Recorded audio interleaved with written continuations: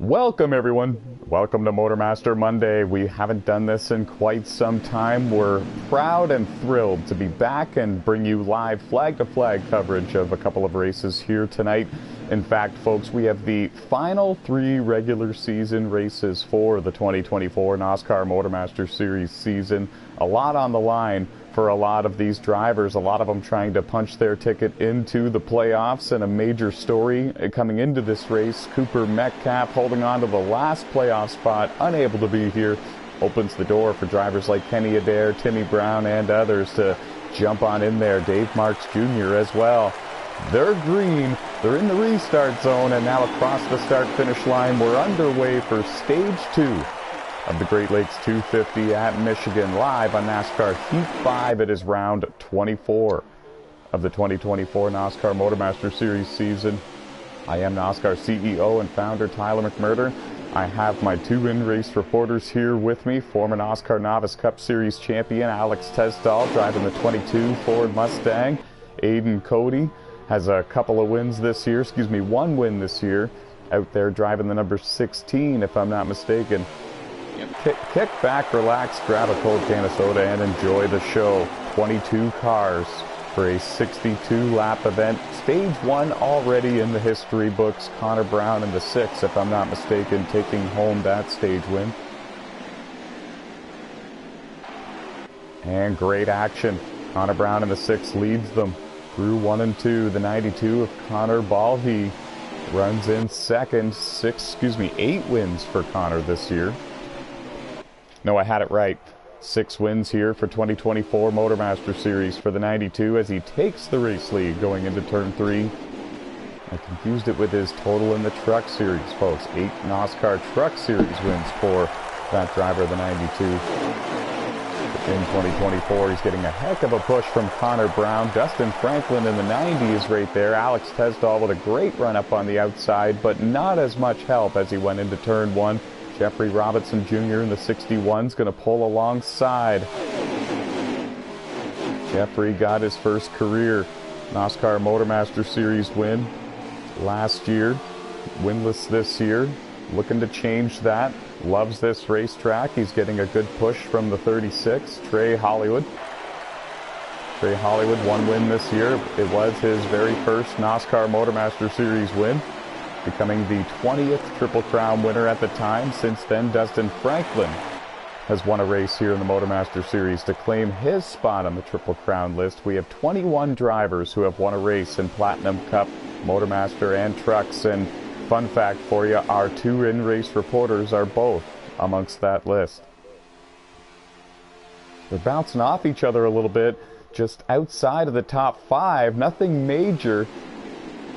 Everybody keeping it pointed in the right direction. And for a large field of cars here at Michigan, everybody seems to be pretty relaxed, pretty patient. Nobody's making any wild and crazy moves. Connor Balhe leads the way in the 92s, getting a good push from Dustin Franklin. He runs in second in that number 90 Chevy Camaro. Jordan Roughton in the 54, running in third. He's in a playoff spot coming into tonight's races and is confirmed to be a playoff driver, clinching a spot based on points.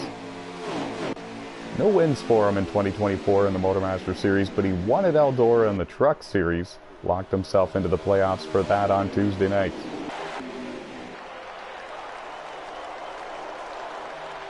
The pole sitter, Chase Merriman in the 19 Toyota, having a great season in these Xfinity cars in the NASCAR MotorMaster Series, also along with the NASCAR Truck Series here in 2024. Great seasons in both. Going to make the playoffs for both of them. Great start to the round of 12 for them. On Tuesdays in the Truck Series, we got a couple of cars spinning deeper in the field. We're going to throw it down to Alex Tesdall because he was one of those 2 cars. Alex, what happened, buddy? I didn't see who it was, but I'm assuming somebody bounced off the wall and came back into my car, triggering that. Luckily, I was able to save it. The other 2 that were involved, not so lucky.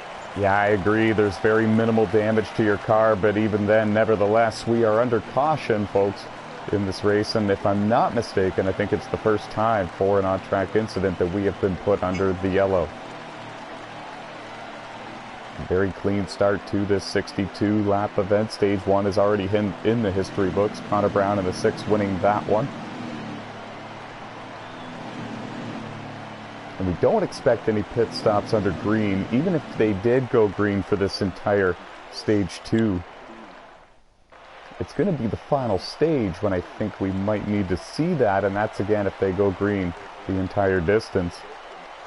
You can tell there was some strategy deployed. The running order has shaken up considerably. It's the 89 car leading the way. I believe it's Alan Richardson out front here at Michigan. Great to see Landon Jenkins in the 10 car back. He's only run a handful of races this season. Looking at my notes, 5 races for Landon, 2 of those being wins. All of his finishes coming inside the top 5.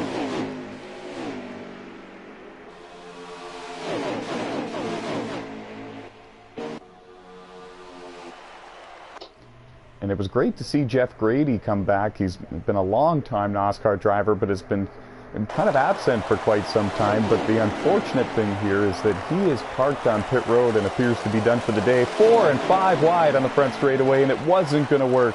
Gary Engelhart goes around in the 13. The 1 of Sean Lucas, the 0 of Sean McNutt was involved as well, and we are under caution again.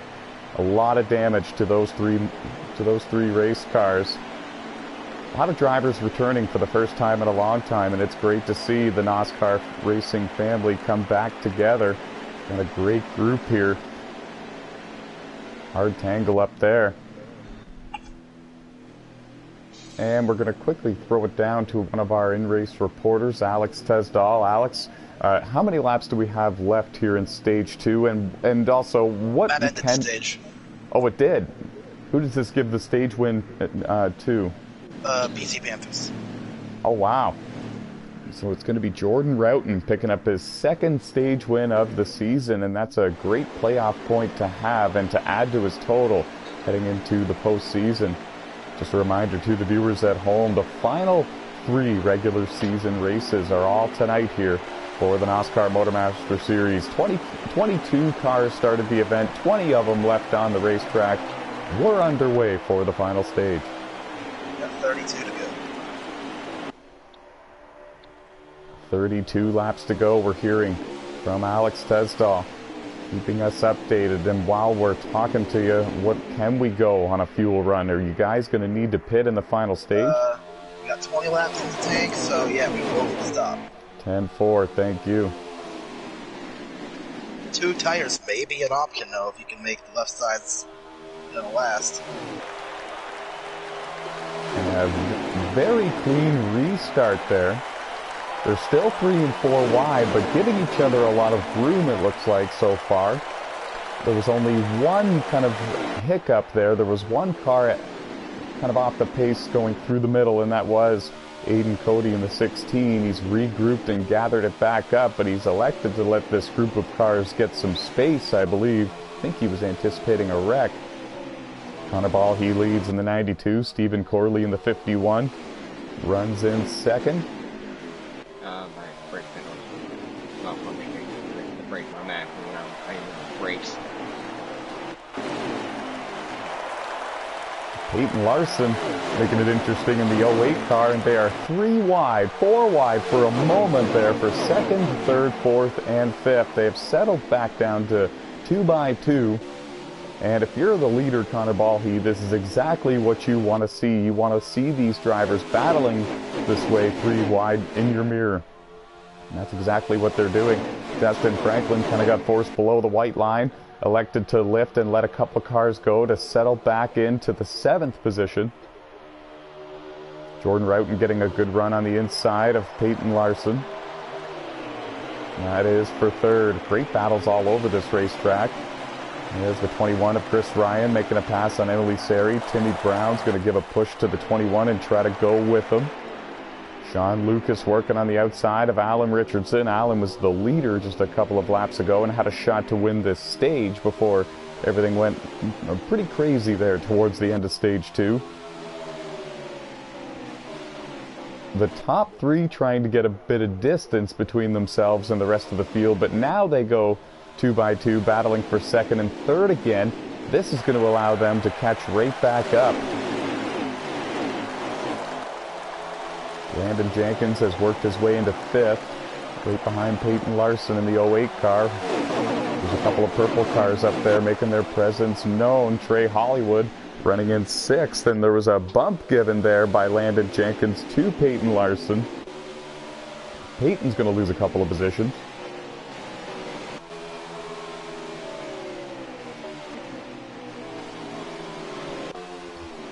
And what it did was it allowed Trey Hollywood to get a run to get alongside the 10 to challenge for 4th, but didn't have a good enough run to complete the pass. He settled back in line behind the 10 car. Great battles all over this racetrack, and contact there into the outside wall. Peyton Larson was the one, and there's a couple of cars spinning deeper in the field. Caution's up. Yeah, Peyton Larson is involved. Sean McNutt, Timmy Brown, they're involved as well. Some pretty heavy damage to the front end of the 9 and the 0. The 08 has no damage to the front. Oh, yes, he does. A little bit to the right side of that car.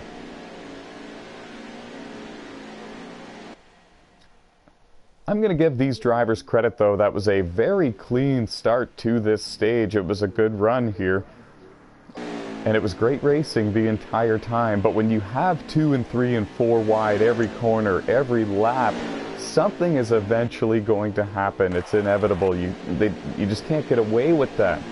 The one thing that is helping them is the fact that the track surface here at Michigan is pretty wide. A lot of room to make moves out there, Alex. Yeah.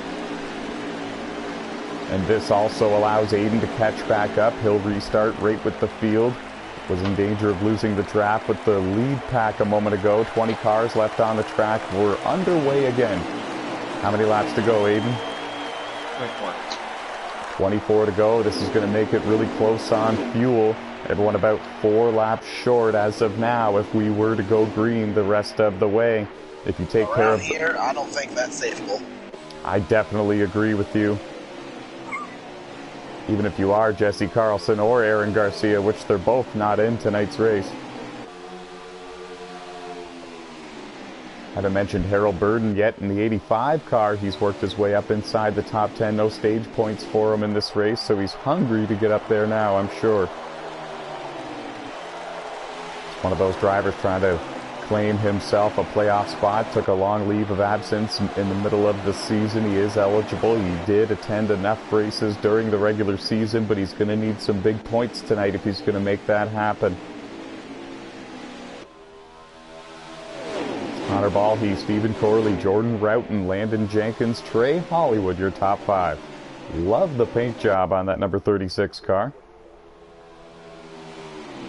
It's kind of a Halloween-themed paint job there that Alex Labbe ran.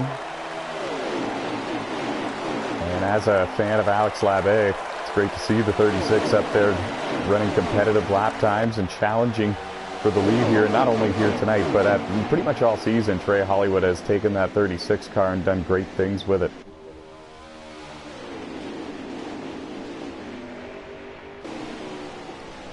Including a win earlier this year. Great, oh man, I was going to say great battle here, 3 wide, but then Sean Lucas in the 1 car, veteran driver, started with us back on NASCAR 15. He elected to lift and get out of that situation. That allowed the night team, the pole sitter, Chase Merrimon, to jump to the outside and take a look for that position. No wins for Chase here, MotorMaster, but a pair in the trucks on Tuesdays.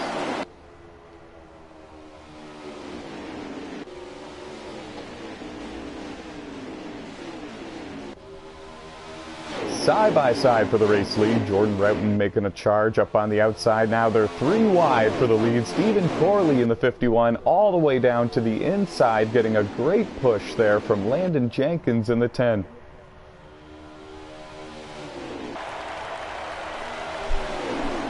Trey Hollywood, Alex Tesdog, they're going to go with them. Gary Engelhardt in the 13, making his first start in over a year and a half in the NOSSCAR MotorMaster Series. He's got wins in this series. What a bold statement it would be if he went out there and parked it in victory lane in his NOSSCAR return here. 2 cars out of the race. Jeff Grady and Josh Colm-Diaz in the 7 car. Josh has a win this year. He's got himself locked into the playoffs. 12 top 5s and 17 top 10s for Josh Colm-Diaz. It's been another solid season.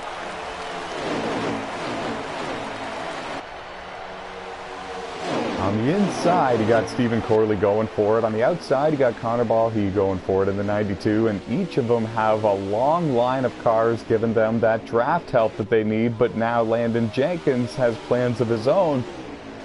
Made it 3 wide for the lead. Now it's 3 wide for second. The outside line getting a great run down the back straightaway, and that really helped keep Connor Balhy in the 92 in the discussion here in the side-by-side battle here for the lead.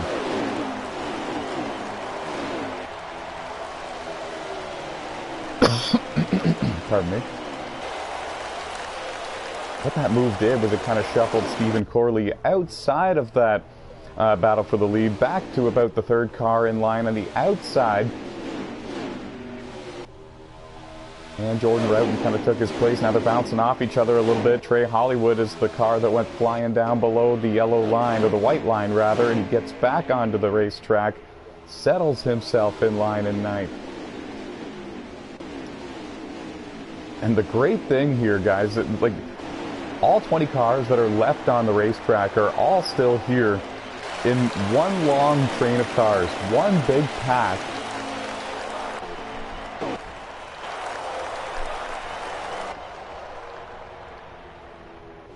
Everybody's showing great speed, and everybody's got a shot to win this one still.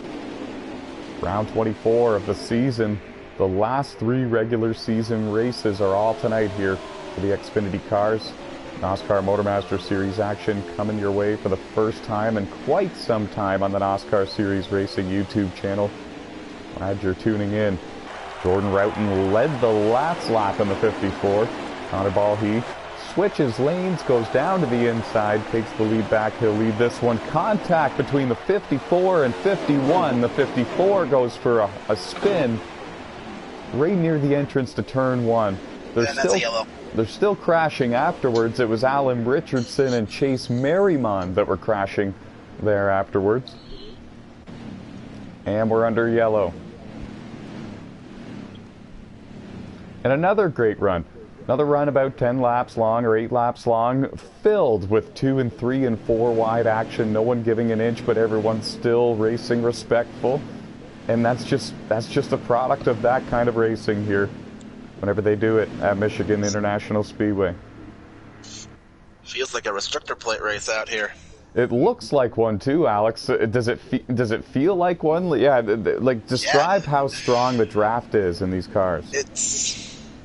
It's you know, it feels like you're at Talladega, Daytona. The only difference is you gotta lift a little bit going into the corners. If you're like Atlanta, like the new Atlanta.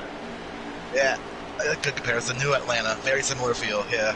It looks like a lot of fun. I completely agree with you. It looks like it's difficult to get track position, especially if everyone's stuck 2 by 2 by 2. Eventually, it looks like you gotta make it 3 wide, and then that's when sometimes we see these wrecks. But everyone's been handling it very well so far in this race. When you consider the car count and when you consider that literally the non-stop 3 and 4 wide action that we've seen here so far tonight. We're back under green, by the way. Landon Jenkins assumes the race lead for the first time in tonight's event. Stephen Corley, Connor Balhy, Gary Engelhart, Alex Tesdahl, your top 5. Been a long time since Alex and Gary have raced each other. Paint has been traded before, and it was again there for the first time in nearly 2 years. Great to have Gary back. Great to see him out there contending for the win. Great to have Jeff Grady back. Alan Richardson making another run here this season. Harold Burden, after a long absence mid-season, returns here. Landon Jenkins making only his 6th start of the season and looking for his 3rd victory of 2024.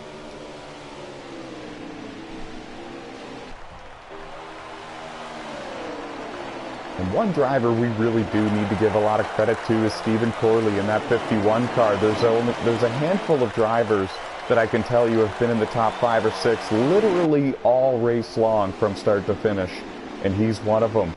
It's been up there, it seems like, in first, second, or third pretty much all race long. He's got some stage points already, but he's looking for that win.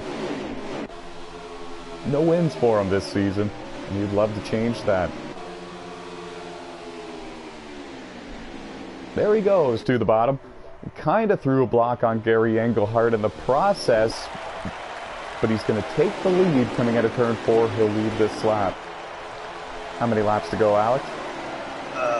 10 to go. 10-4, thank you, brother. 10 laps to go. It's getting dicey, but really it's been dicey like this all race long.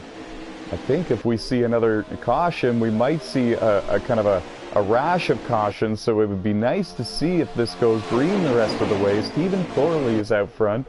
Landon Jenkins, Gary Engelhardt, Connor Balhe. Your top 4. And Harold Burden rounding out the top 5 in the 85. I didn't get a good look at what car that was for a moment. Trey Hollywood, Alex Tesdall. 6th and 7th, Jeffrey Robinson Jr., Connor Brown, and Alan Richardson round out the top 10. 21 of Chris Ryan runs in 11th, not far behind him.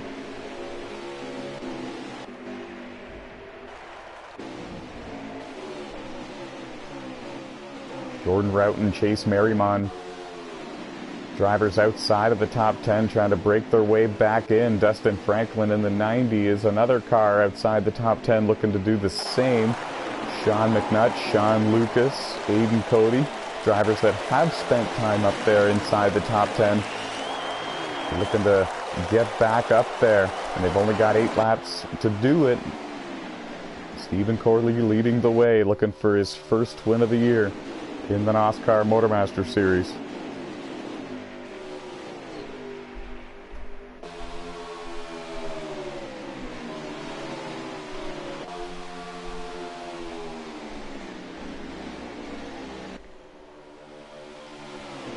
And now that I'm looking at my notes here, I can confirm with you, and this is a little bit hard to believe actually because he's come close a lot of times, Stephen Corley is looking for his first ever NASCAR MotorMaster Series win. He has a win in the NASCAR Truck Series. Looking to get one here in these Xfinity cars. And Connor Balhe was able to take the lead on the inside towards the start-finish line there. Stephen Corley did lead the last lap, but now Connor Balhe has control of this race, and I believe they're coming around now to 6 laps to go at the line.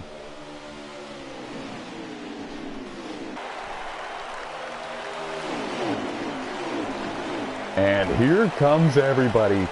The moves are really starting to happen now. 6 laps to go, if I'm not mistaken.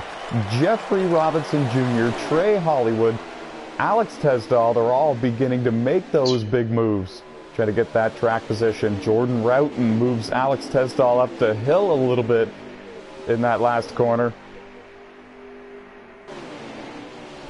Now that's still a battle for position down the back straightaway. Alex Tesdall gets clear of him. Now going into turn 3, Jordan drives in deep. No contact made. Stephen Corley in the 51 is stuck on the outside with Landon Jenkins in the 10. They're trying to make something happen. Not enough cars are going with them. Is it 4 to go or 5? 5 to go. 10-4. Oh, 3 wide there. Alex Tesdall down on the inside. Had the preferred line there. A little bit of contact between he and Chris Ryan. Nothing serious. Everyone continues on. Cars are beginning to wiggle and get loose a little bit coming out of turn 2. They're hard on the throttle and getting on it sooner coming out of these corners. There's less lifting. There's more bump drafting. Connor Balhe has the lead. Gary Engelhardt in the 13 runs in second. Jeffrey Robinson Jr. right behind him in third. Jeffrey has one career MotorMaster win, but it was last year. He's looking to get one this year. He would be the 10th different winner of the season if he can do it. Gary Engelhardt looking to do the same thing. get a win in his return.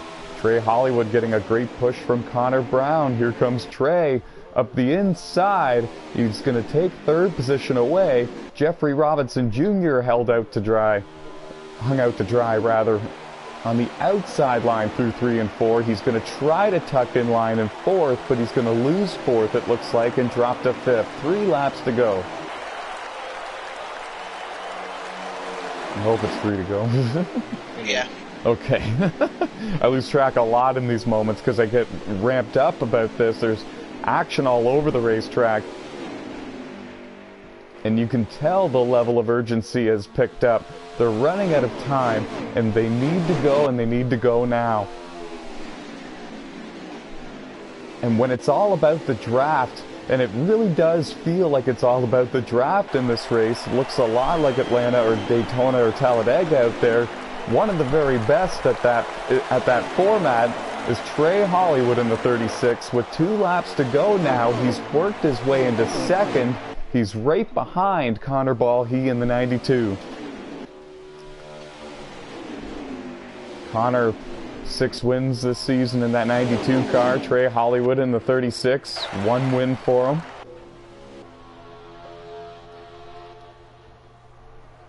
Connor Brown in the 6 car has worked his way into 3rd. 6 wins for him this season. Harold Burden's looking to punch his ticket into the playoffs still. He's in 4th. He needs big points. He might get the win, for goodness sakes. The white flag has been shown. The next flag will end it. Stephen Corley got blocked there. He's going to lose a couple positions. He drops back to 8th. Trey Hollywood takes the lead. Some contact there between Connor Brown and Connor Ballhe. Up the track goes the 92. The 36 has about a 2-car length advantage. 1 car way down below the white line. It was Harold Burden. He's going to drop back to 9th. Trey Hollywood, the leader, going into 3 and 4. And coming out of 4, here comes Connor Brown getting a push from the 92. I don't think he's going to get there in time. At the line, Trey Hollywood wins the Great Lakes 250 at Michigan.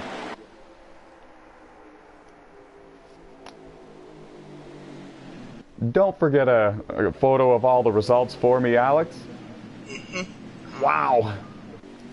What a finish. I wasn't sure if the 6 car had enough time and enough push, enough help to get back to the front. I think it was pretty much only the 92 that was locked on with him at the end.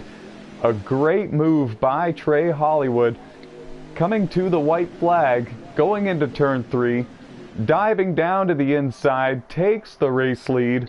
Connor Ballhe got kind of shuffled back after the contact with the 6 that gave Trey Hollywood the opportunity to put about a 3-car length advantage over 2nd place, and it was enough. They didn't have enough time to get back to him. Congratulations to the driver of the 36, 2nd win of the season.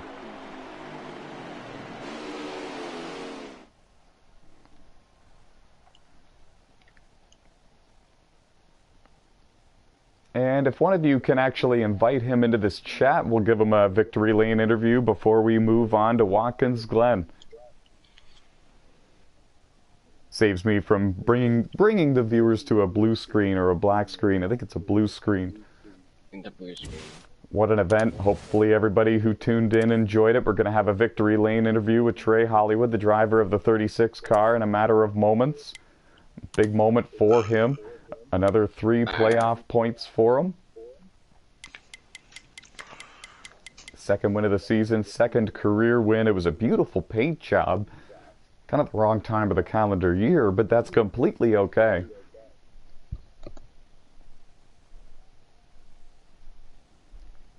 "22 cars started the race. I believe 20 of them finished when the checkered flag waved. Problems for Jeff Grady and problems for Josh Colm-Diaz in the 7. They were our only DNF cars in the event at Michigan International Speedway. Coming up here in a matter of moments, we have round 25 of this season coming your way from Watkins Glen International. But first, we're going to hear from the Great Lakes 250 winner, Trey Hollywood. And I mentioned at some point or another in the broadcast that he was one of those that there was a couple of drivers that were able to keep themselves up there in the top 5 or 6 virtually all race long. And Stephen Corley was one of them. Connor Brown seemed to be one of them. Connor Balhy in the 92 seemed to be one of. But most definitely this 36 car, Trey Hollywood, was one of them as well. Something about the super speedway style races, the super speedway feel races, really suits him, and seems to always be there at the end and put himself in a position to capitalize and park it in victory lane, much like a Austin Hill or a Brad Keselowski.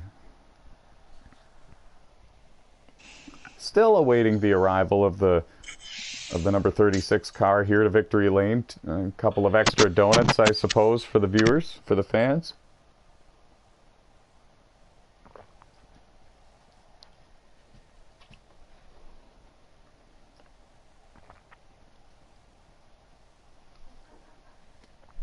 Not sure if we're going to hear from him. We got to move the show along here. There we go. And he has arrived at victory lane, folks.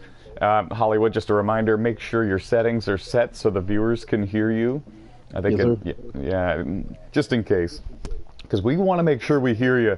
This is a big one for you, my friend. Congratulations. Your second career NASCAR MotorMaster Series win. Your second of the season.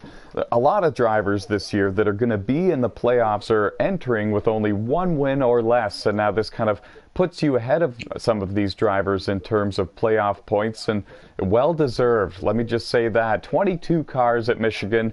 Seemed like the draft was a major factor in tonight's event, and as a lot of the NASCAR community knows, when it's that feel of a race, you're one of the favorites, if not the favorite. Take us through your race. Tell us how you were able to park it in victory lane. I think for me, I was confident that I had a strong car from the beginning. Michigan's probably one of my most favorite tracks in NASCAR altogether. I had a strong car. I knew that I was able to suck up to other cars in front of me. And then once I got my teammates around me, shout out to Speed and K-Ball, we worked together in the last couple of laps to make sure that I wanted my team to finish 1, 2, 3, 4, but at least 1, 2, 3 was great. So shout out to them for doing that. And I just knew that my car was strong. Like, there was one point where I got behind and I was able to work with Juicy, and we were able to catch back up with the top 5. I needed that. That was a point in the season where I needed another win. One of my teammates was just talking trash to me, saying I can only win at Vegas, so I kind of proved him wrong tonight. There you go, man.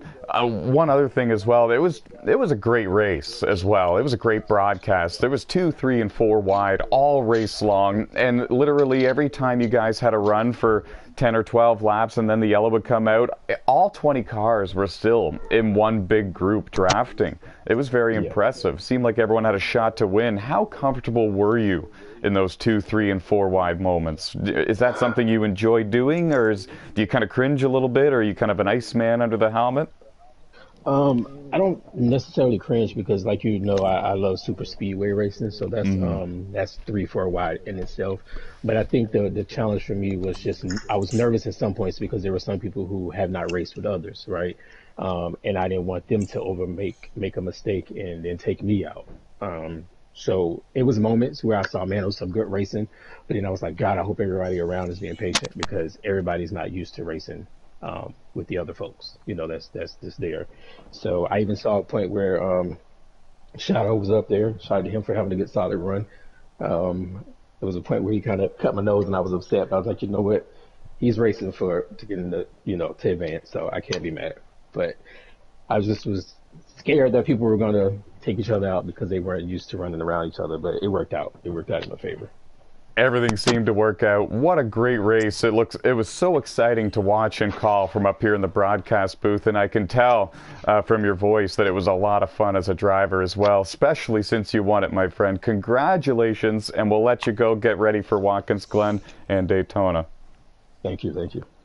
And that was Trey Hollywood, one of our 21 drivers who are named Triple Crown winners here in NASCAR, holding wins in Platinum Cup, MotorMaster, and Trucks.